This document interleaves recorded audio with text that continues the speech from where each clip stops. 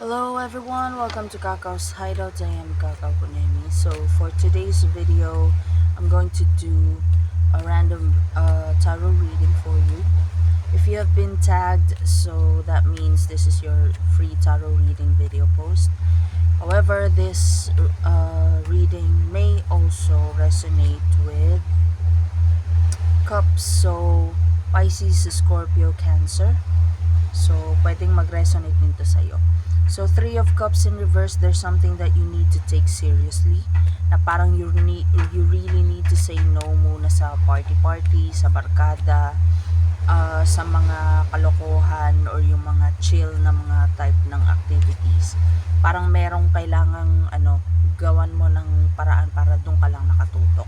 Bottom of the deck, this may be something connected to your finances or property.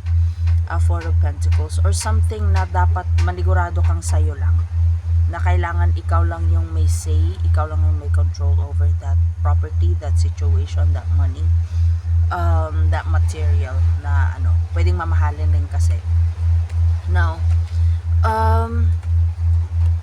what is this all about? Anong situation? Okay, Knight of Swords. So there may be an opportunity coming in.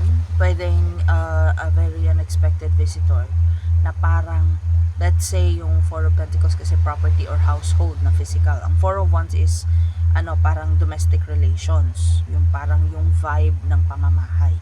Yung Four of Pentacles is yung literal na physical na bahay. So maybe there's something you need to fix in this in your household, may kailangang i-renovate. I'm hearing kubeta, kailangang i-fix. And then Knight of Swords is maybe a very unexpected visitor na parang buti na lang inayos yun yung kubeta, buti na lang ni-renovate yung kusina. Parang timing na pagdating niya, maayos na lahat. Hindi nagiba, wala nang sira. So, maybe you need to focus on that. Pero if we're going to take it in financial aspect naman na reading, maybe there is something that you need to save up for, like maybe an investment, maybe intuition mo lang kasi Cups is intuition din eh.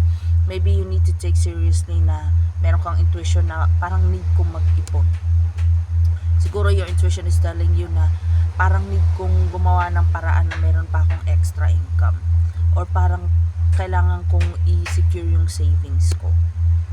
And then Knight of Swords can also be depicted as an unexpected opportunity, na parang buti na lang may savings ka kasi nung pagdating ng ng opportunity, parang may pang-invest ka.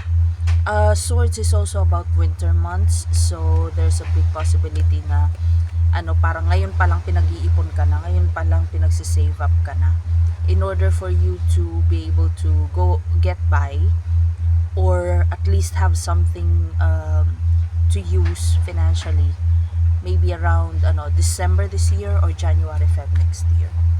So, pero I don't think this is a problem na kailangan may pera ka kasi baka kailangan pagkagastusin. Let's say, baka may magkasakit, baka may masira, baka may magiba.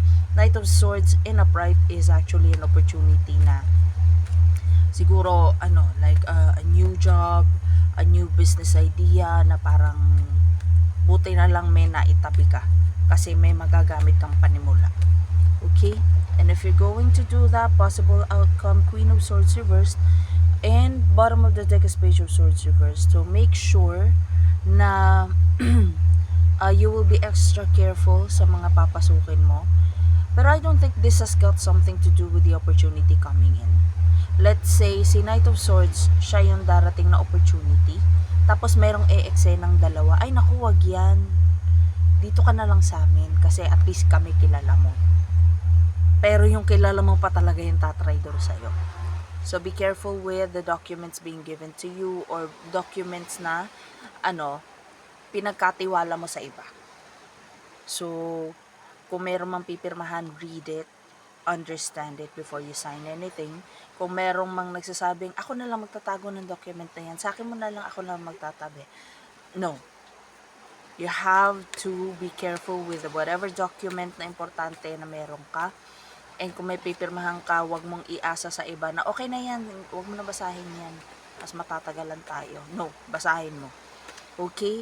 At saka mas possible pa na yung darating na opportunity na unexpected, pwedeng hindi mo kilala, pero lahat ng tanong mo nasasagot niya versus dun sa kakilala mo na wishy-washy yung yung sagot sa mga katanungan mo.